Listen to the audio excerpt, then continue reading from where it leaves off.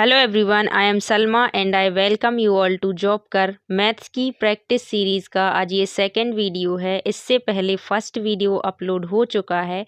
अगर आपने अभी तक वो वीडियो नहीं देखा है तो मैं उस वीडियो को आई बटन पर दे दूंगी, आप लोग उसे देख सकते हैं। चलिए शुरू करते हैं आज का वीडियो।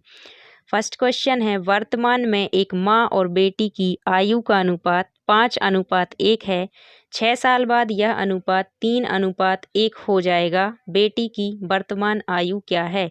सबसे पहले यहाँ पर वर्तमान आयु का अनुपात दिया है 5:1। ठीक है, तो माँ की वर्तमान आयु मानेंगे 5x और बेटी की मानेंगे x। ठीक है, 1x यानी कि x। ठीक, 6 साल के बाद यह अनुपात कितना हो जाएगा? तो 6 साल के बाद आयु में क्या होगा? 6 और 6 दोनों जगह जुड़ेगा, माँ की आयु भी 6 साल बढ़ जाएगी और जो बेटी है उनकी आयु भी कितनी हो जाएगी? 6 साल बढ़ जाएगी। ठीक है, उसके बाद ये अनुपात कितना हो जाता है? तो यहाँ पर है 3:1 हो जाता है। ठीक है, जब इसको सॉल्व किया जाएगा तो यहाँ पर क्या आएगा? 5x + 6 और इज इक्वल टू क्या आएगा इधर? 3x + 18। ठीक है, इसके आगे जब इसको और सॉल्व करेंगे तो यहाँ 5x में से 3x हटेगा तो कितना आ जाएगा? 2x और यहाँ पर 18 में से 6 माइनस हो जाएगा तो कितना बचेगा? 12। ठीक है, तो x की वैल्यू आपको यहाँ से क्या मिल जाएगी? 6। ठीक है, पूछा क्या है आपसे कि जो बेटी है उसकी वर्तमान आयु कितनी है? तो बेटी की वर्तमान आयु कितनी थी? 1x यानी कि 6। ठीक है, तो यहाँ पर आपका राइट आंसर क्या हो जाएगा? Option B 6। आपका अगला क्वेश्चन है, x और y की आयु का अनुपात 6:5 है। यदि x और y की आयु का गुणनफल 30 है तो y की आयु कितनी है? सबसे पहले अनुपात कितना दिया है? 6:5। ठीक है, तो x की आयु कितनी मानेंगे? 6x है और जो y है उसकी आयु कितनी है? 5x है। ठीक है, अब इसके बाद इन दोनों की आयु का गुणनफल दे के रखा है 30। ठीक है, तो यहाँ पर क्या होगा? 6x × 5x बराबर में क्या आ जाएगा इधर? 30। ठीक है, तो आप यहाँ देख रहे हैं इसकी वैल्यू कितनी आएगी? 30x के ऊपर 2 की घात बराबर में आ जाएगा 30। ठीक है, तो यहाँ x² की वैल्यू कितनी आ जाएगी? 1। ठीक है, जब हम x का मान निकालेंगे यहाँ से तो कितना आएगा? 1 आएगा। ठीक है, अब यहाँ पर पूछा क्या है? y की आयु कितनी है? तो यहाँ पर y की आयु हमने कितनी मानी है? 5x यानी कि कितना होगा? 5 × 1 तो कितनी आ जाएगी y की आयु? 5 वर्ष। ठीक है, आपका राइट आंसर हो जाएगा ऑप्शन 3 5। नेक्स्ट क्वेश्चन है आपका, असम में होने वाली बारिश में प्रतिवर्ष 1% की कमी हो रही है। 2004 की तुलना में 2001 में वहाँ कितने प्रतिशत अधिक बारिश होती है? ठीक है, तो सबसे पहले 2001 से लेंगे अपन, तो सबसे पहले 100% जो बारिश हो रही थी 2001 में कितनी कमेगी? 1% यानी कि कितनी हो जाएगी? 99/100। ठीक है, 2002 में फिर से 1% कम होगी तो कितनी हो जाएगी? 99/100। ठीक है, इसके बाद 2003 में फिर से 1% कम होगी यानी कि फिर से 99/100 और इसके बाद 2004 में इसका फिर से 1% कम हो जाएगा यानी कि 99/100। ठीक है, तो यहाँ पर क्या होगा? जब इस सब को सॉल्व किया जाएगा, इस 100 से ये 100 कट जाएगा। ठीक है, जब इन सब का हम गुणा करेंगे तो इसके बाद यहाँ पर टोटल वैल्यू कितनी आ जाएगी? 96.95 के समथिंग कुछ वैल्यू आएगी। ठीक है, अब इसके बाद हमने माना क्या था कि बारिश हो कितनी रही? 100। अब इसमें कमी कितनी हुई? तो आप लोग क्या बताएंगे? यहाँ पर होगी 100 माइनस में आ जाएगा 96.95। ठीक है, जब 100 में से 96.95 को हटाया जाएगा तो यहाँ पर कितना आएगा आंसर? तो आप कहेंगे आंसर आएगा 3.05 करके कुछ। ठीक है, तो यहाँ पर इसके करीब करीब आंसर आपको क्या दिख रहा है? तो आप कहेंगे ऑप्शन ए 0.30%। ठीक है, आपका नेक्स्ट क्वेश्चन है, यदि x/4 बराबर 3 हो तो x का मान ज्ञात कीजिए। ठीक है, क्या दे रखा है? x/4 बराबर दे रखा है 3, x की वैल्यू आपको फाइंड करनी है। ठीक है, तो सीधे क्या करेंगे? x का 3 गुणा कर देंगे। ठीक, तो यहाँ पर क्या आ जाएगा? x बराबर 4 3 12। ठीक है, x की वैल्यू कितनी आ जाएगी? 12, ऑप्शन 3। आपका अगला क्वेश्चन है, यदि एक गोले की त्रिज्या को 50% बढ़ा दिया जाता है तो उसके क्षेत्रफल में कितने प्रतिशत की वृद्धि होगी? सबसे पहले गोले का जो क्षेत्रफल होता है उसका फॉर्मूला होता है 4πr²। मैं आपको बता चुकी हूँ कि जब भी परसेंटेज का क्वेश्चन होगा उसमें आप 100 मान के चलोगे, ठीक है। तो यहाँ पर r की वैल्यू कितनी मानेंगे आप, 100, ठीक है। तो इसका क्षेत्रफल कितना हो जाएगा, 4π × 100 × 100, ठीक है, क्योंकि r की वैल्यू हमने कितनी रखी है, 100, ठीक है। तो यहाँ पर इसका क्षेत्रफल कितना हो जाएगा, 10,000 गुणित में आ जाएगा 4π, है, ये हो जाएगा ये वाला जो गोला है इसका क्षेत्रफल, ठीक है। इसके बाद क्या होगा, त्रिज्या 50% जब हम बढ़ाएंगे तो नए गोले का क्षेत्रफल कितना आ जाएगा, 4π × 150 × 150। ये 150 क्यों आया, क्योंकि 50% त्रिज्या बढ़ चुकी है, ठीक है। जब हम इसका मल्टीप्लाई करेंगे तो यहाँ पर आंसर क्या आएगा, 22500 × 4π, ठीक है। अब यहाँ पर हमें बताना है कि अधिक कितना है, तो ये वाला गोला इससे कितना अधिक है, तो आप कहेंगे 22,500 4π में से जब 10,000 4π हटाया जाएगा तो कितना आ जाएगा आंसर, 12500 × 4π, ठीक है। ये हो गया इतना अधिक।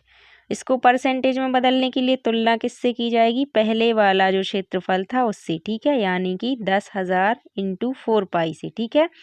और प्रतिशत में बदलने के लिए यहाँ पर क्या करेंगे, 100 से गुणा, ठीक है। जब इसको सॉल्व किया जाएगा तो 2 0 से ये 2 0 जाएगा, 4π से ये 4π जाएगा और इन 2 0 से ये 2 0 जाएगा, ठीक है। तो आपके पास वैल्यू बची कितनी, 125। तो आपका आंसर क्या हो जाएगा, ऑप्शन 4 125%। आपका नेक्स्ट क्वेश्चन है, एक संख्या के अंकों का गुणनफल 12 है। यदि इस संख्या में 36 जोड़ दिया जाए तो इसके अंकों के स्थान परस्पर बदल जाते हैं, संख्या क्या है।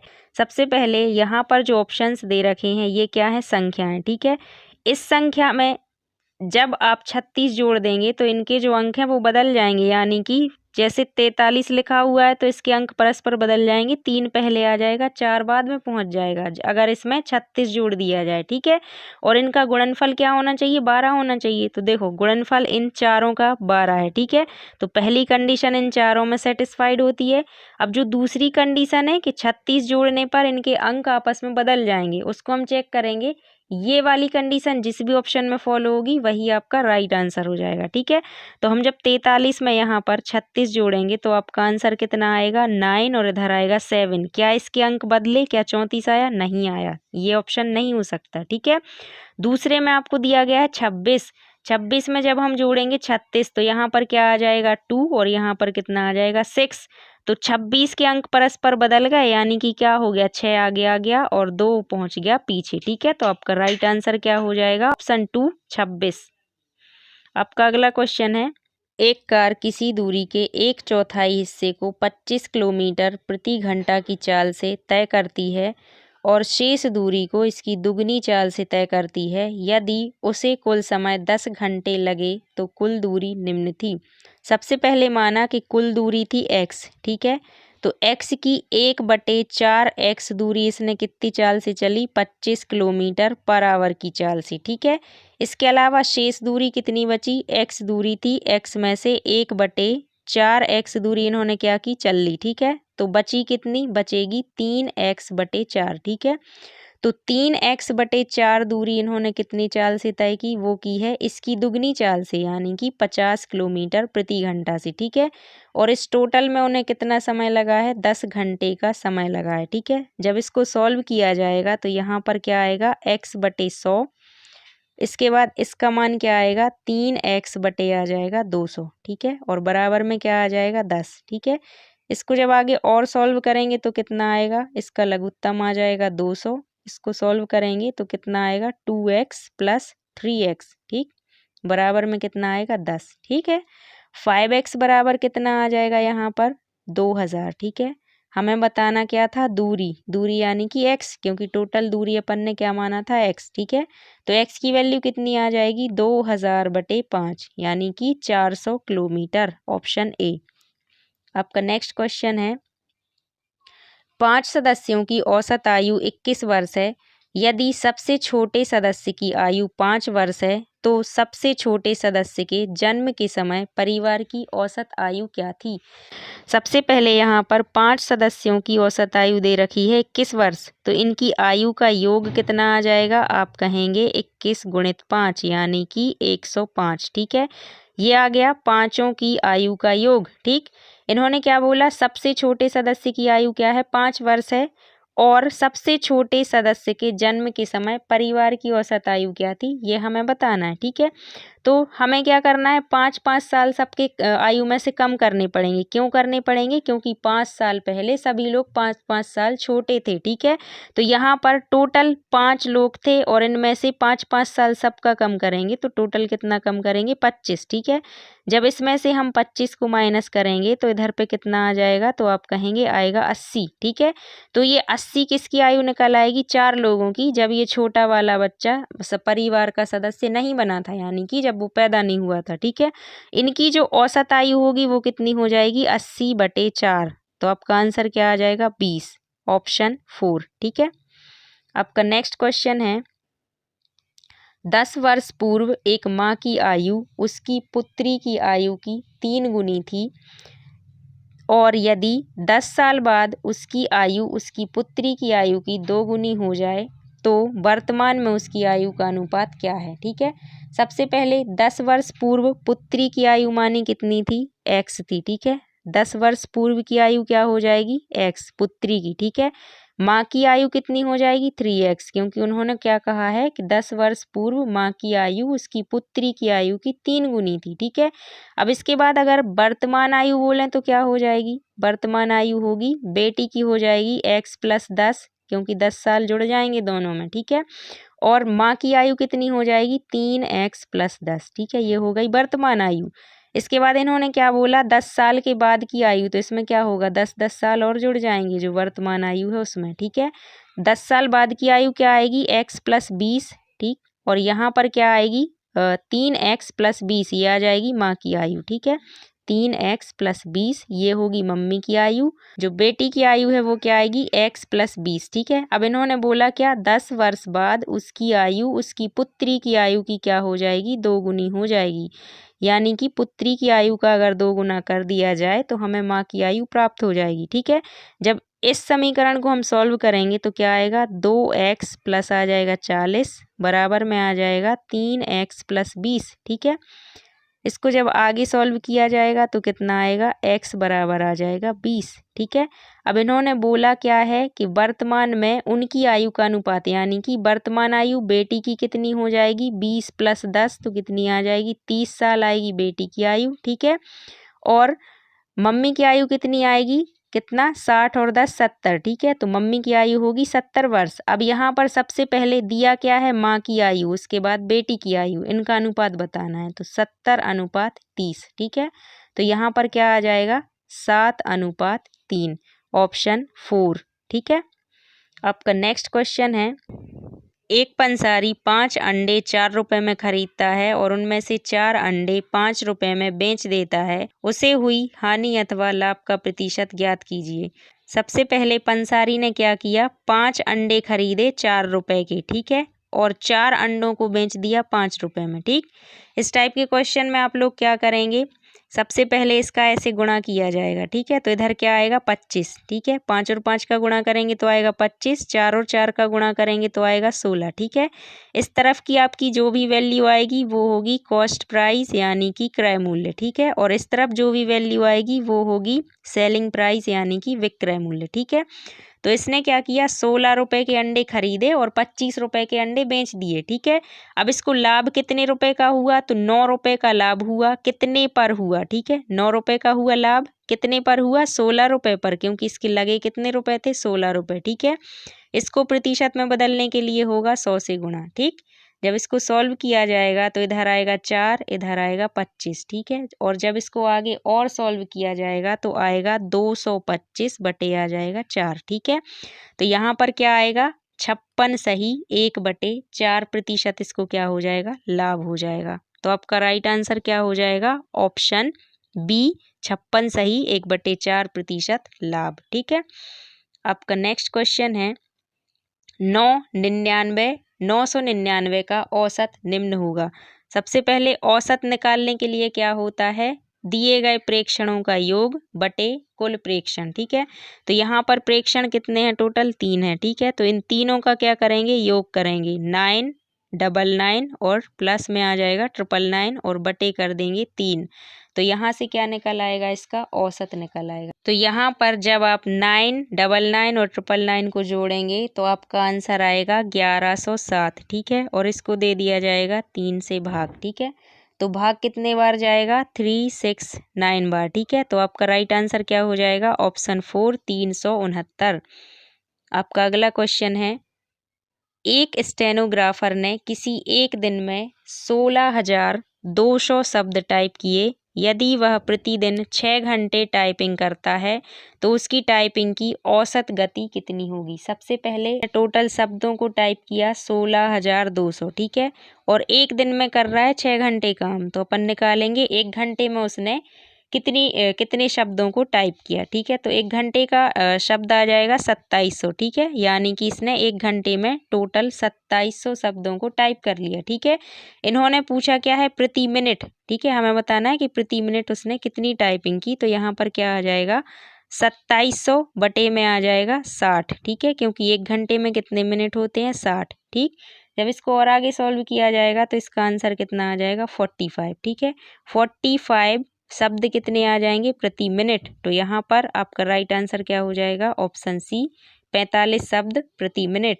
आपका अगला क्वेश्चन है, औसत निकालिए 42, 45, 48, 51, 54 और 60 का। ठीक है, सबसे पहले क्या करेंगे, इन सब को टोटल करेंगे। ठीक है, इनको टोटल करने पर इनका मान कितना आएगा, 300। ठीक, इन सब को उठाकर जोड़ दिया तो कितना आया, 300। और टोटल ये हैं कितने, 1 2 3 4 5 6। ठीक है, तो 6 से क्या कर देंगे, भाग दे देंगे, तो आपके पास मान कितना आ जाएगा, 50। ठीक है, तो आपका राइट आंसर क्या हो जाएगा, ऑप्शन 1 50। आपका अगला क्वेश्चन है, एक वर्गाकार क्षेत्र का क्षेत्रफल 101 सही 1/400 मीटर स्क्वायर है। क्षेत्र की भुजा की लंबाई है। वर्गाकार क्षेत्र का क्षेत्रफल होता क्या है, भुजा का वर्ग बराबर में आएगा, ये जो दिया है 101 सही 1/400। जब हम इसको सॉल्व करेंगे तो इसका मान कितना आएगा, 40,401। ठीक है, क्या किया जाएगा, इस 400 और 101 का करेंगे गुणा और फिर उसमें 1 जोड़ देंगे। ठीक है, तो आ जाएगा 40,401 बटे में आ जाएगा 400। ठीक है, इसके बाद हम यहाँ से ए का मान निकालेंगे। जब हमें ए का मान चाहिए होगा तो दोनों तरफ का क्या करेंगे, स्क्वायर रूट कर देंगे। ठीक है, तो यहाँ पर स्क्वायर रूट से स्क्वायर कट जाएगा। ए बराबर क्या आ जाएगा, 40,401, ये होता है 201 का स्क्वायर रूट। ठीक है, और 400 होता है 20 का स्क्वायर रूट, तो यहाँ पर आ जाएगा 201/20। ठीक है, जब इसको आगे और सॉल्व करेंगे तो आपका आंसर क्या आ जाएगा, 10.05, यानी कि ऑप्शन डी 10.05 मीटर। आपका अगला क्वेश्चन है, x + b upon a - b is equal to x - b upon a + b।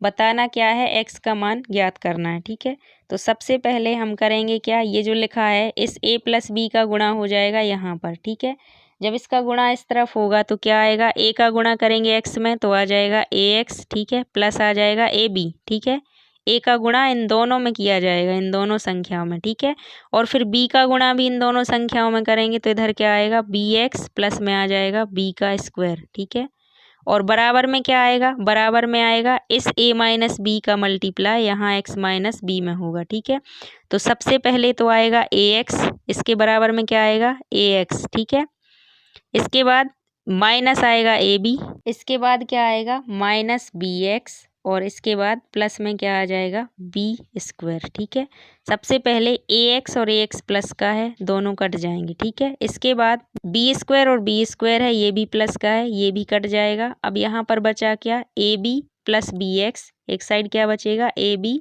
+ bx। ठीक है, और दूसरे साइड में क्या बचेगा, -ab - bx। ठीक है, तो यहाँ पर होगा क्या, ये जो माइनस ए बी है यहाँ पर आके इसमें जुड़ जाएगा, तो यहाँ पर हो जाएगा 2ab, ठीक है, बराबर यहाँ जो माइनस बी एक्स है इसमें ये माइनस बी एक्स आके क्या होगा, ऐड हो जाएगा, लेकिन वैल्यू किसकी आएगी, माइनस की, ठीक है।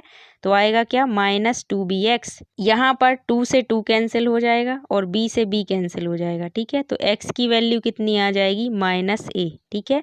आपका राइट आंसर क्या हो जाएगा, ऑप्शन 2 -a। अगला क्वेश्चन है 155 गुणे 155 गुणे 155 -55 गुणे 55 गुणे 55 बटे 155 गुणे 55 और प्लस में है 155 गुणे 55 प्लस में दिया है 55 गुणित 55, ठीक है। सबसे पहले यहाँ पर एक फॉर्मूले का यूज़ हो रहा है जो है a cube minus B cube, ठीक है। इसका मान क्या होता है, a माइनस बी इंटू में आएगा a square plus A B और प्लस आ जाएगा बी स्क्वायर, ठीक है।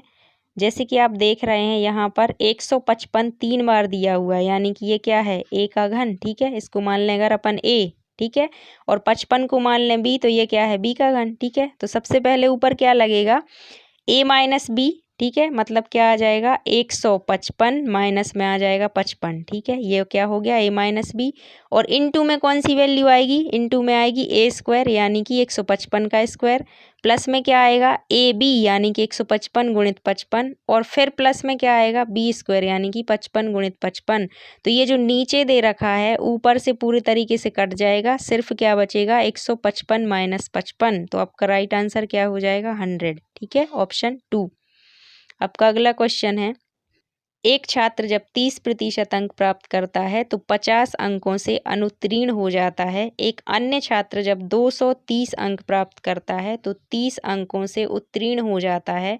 तब निम्न में से कौन से कुल अधिकतम अंक हैं। सबसे पहले माना टोटल अंक कितने थे, x थे, ठीक है। तो एक जो विद्यार्थी है उसने x का 30% क्या कर लिया, प्राप्त कर लिया, लेकिन वो कितने अंकों से अनुत्तीर्ण हुआ, तो आप कहेंगे 50 अंकों से, ठीक, क्योंकि इन्होंने दे रखा है कि 30% प्राप्त करने के बाद भी वो 50 अंकों से अनुत्तीर्ण हो जाता है, ठीक है। यहीं पर एक दूसरा छात्र है जिसने 230 अंक प्राप्त किए हैं और वो 30 अंकों से क्या हो गया है, उत्तीर्ण, यानी कि इसको 30 अंक ज़्यादा मिल गए हैं, ठीक है। तो पासिंग मार्क्स क्या होंगे यहाँ पर पासिंग मार्क्स हो जाएंगे 230 माइनस 30, ठीक है। जब इसको आप सॉल्व करेंगे तो यहाँ पर क्या आएगा 3x बटे 10 और प्लस में आएगा 50 बराबर में क्या आ जाएगा 200, ठीक है। इसको आगे और सॉल्व किया जाएगा तो आएगा 3x प्लस में आ जाएगा कितना 500 अपॉन में आएगा 10 और यहाँ बराबर में क्या पहुँचेगा 200, ठीक है। अब जब इसको और आगे सॉल्व करेंगे तो क्या आएगा 3x प्लस 500 बराबर में आ जाएगा 2000, ठीक है। अब इसके बाद 3x बराबर कितना आ जाएगा 1500, x की वैल्यू जब निकालेंगे तो कितनी आ जाएगी 500, ठीक है। तो यहाँ पर आपका राइट आंसर क्या हो जाएगा, ऑप्शन सी 500। अधिकतम अंक कितने थे, यानी कि पेपर कितने मार्क्स का हुआ था, तो 500 मार्क्स का, ठीक है। आपका अगला क्वेश्चन है, एक वृत्त की त्रिज्या 6 सेंटीमीटर है। वृत्त के केंद्र से 8 सेंटीमीटर लंबी जीवा तक की लंबवत दूरी है। यहाँ पर सबसे पहले हम बनाएंगे एक वृत्त, ठीक है, और इस पर खींचेंगे 8 सेंटीमीटर लंबी एक जीवा। सपोज करो ये इसकी लंबाई कितनी 8 सेंटीमीटर है, ठीक है। यहाँ पर है वृत्त का केंद्र, ठीक है। अब इस केंद्र से जीवा के इस बिंदु तक जो देखा जाएगी वो होगी वृत्त की त्रिज्या, ठीक है, जिसकी दूरी इन्होंने क्या दे रखी है 6 सेंटीमीटर, ठीक है। अब इसके बाद ये पूरी लंबाई कितनी थी 8 थी, इसको अगर अपन आधा चाहें तो कितनी होगी 4, ठीक है। आधी लंबाई इसकी कितनी होगी 4। अब इसके बाद हमें ये पता है कि इसकी दूरी है 4, इसकी दूरी है 6, हमें ये वाली लंबाई बतानी है, ठीक है। तो इसको मान लेते हैं हम, इसकी लंबाई है x, ठीक है। अब आप सबको पता है कि इसके ऊपर यहाँ कितने डिग्री का कोण बनेगा 90 डिग्री का, ठीक है। तो हम क्या लगा सकते हैं इसमें, पाइथागोरस थ्योरम लगा सकते हैं, ठीक। पाइथागोरस थ्योरम क्या होगी, यहाँ पर आएगा कर्ण का वर्ग बराबर लंब का वर्ग यानी कि x का वर्ग और प्लस आधार का वर्ग यानी कि 4 का वर्ग, ठीक है। तो यहाँ पर क्या आएगा 36 बराबर में आ जाएगा x स्क्वायर और प्लस में आएगा 16, ठीक है। 36 में से जब 16 को हटाया जाएगा तो कितना आएगा 20 बराबर x के ऊपर 2 की घात, ठीक। अब हमें बताना तो x का मान है, तो x बराबर कितना आ जाएगा √20, ठीक है। इसमें से बाहर निकल कर क्या आएगा, तो आप कहेंगे 2√5। तो x की वैल्यू हमारे पास कितनी आ जाएगी 2√5। और हमें यही बताना था। तो आपका राइट आंसर क्या हो जाएगा? ऑप्शन 2 2√5। आपका अगला क्वेश्चन है 10 सेंटीमीटर त्रिज्या के एक वृत्त की दीर्घतम जीवा की लंबाई। सबसे पहले एक वृत्त है जिसकी त्रिज्या है 10 सेंटीमीटर, ठीक है। अब आपको पता होना चाहिए कि वृत्त की जो सबसे बड़ी जीवा या दीर्घतम जीवा होती है वो वृत्त का व्यास होता है, क्योंकि इसके जैसे ही वृत्त के व्यास से ऊपर की तरफ जाएंगे तो जीवाओं की लंबाई धीरे धीरे धीरे कम होती जाएगी, ठीक है। और ऐसे ही वृत्त के नीचे की तरफ जाएंगे तब भी जीवाओं की लंबाई धीरे धीरे करके क्या होती जाएगी? कम होती जाएगी, ठीक है। तो इसकी जो सबसे बड़ी जीवा है वृत्त की वो क्या होती है? इसका व्यास। अब यहाँ पर त्रिज्या का मान दे रखा है 10 और व्यास बराबर क्या होता है? त्रिज्या का 2 गुना, यानी कि 2 गुणे 10। तो कितना मान आ जाएगा? दीर्घतम जीवा का 20, ठीक है। आपका राइट आंसर क्या हो जाएगा? Option 3 20 centimetre. ये आपका लास्ट क्वेश्चन था। आई होप आपको वीडियो पसंद आया होगा। अगर आपको वीडियो पसंद आया है तो प्लीज़ वीडियो को लाइक कीजिए, शेयर कीजिए और जॉबकर को सब्सक्राइब कीजिए। Thank you.